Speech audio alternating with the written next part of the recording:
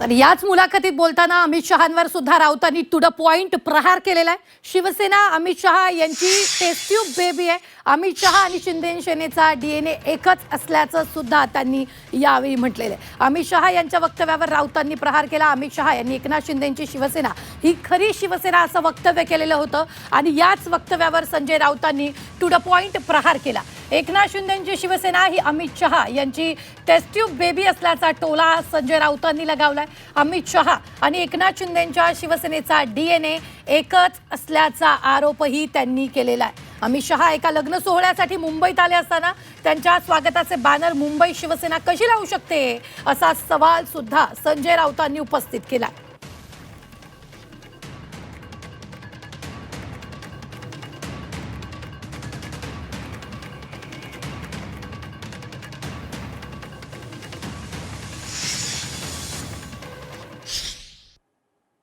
शिंदे जी के पीछे शिवसेना शिंदे गुट कहना पड़ता था. अब कोई गुट बचा नहीं है, एक ही शिवसेना हो गई है.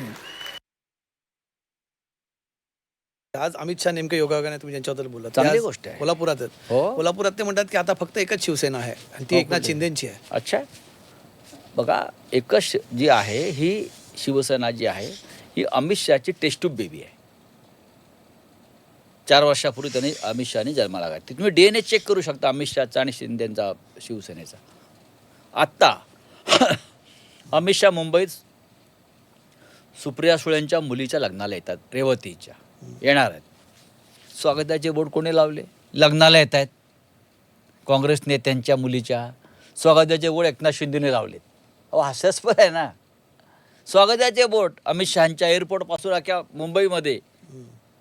किती मूर्खपणा या. ते लग्नाला येत आहेत. याचा अर्थ जी टेस्ट ट्यूब बेबी आहे ही, बरं का, त्याचा खरा बाप हे अमित शहा आहेत. तो अमित शहा त्या पोराचं जबाबदारी घेणारच ना. कसली एक शिवसेना, सत्ता जाऊ द्या, मग कळले किती बापाचे आहेत ते ही टेस्ट ट्यूब बेबी.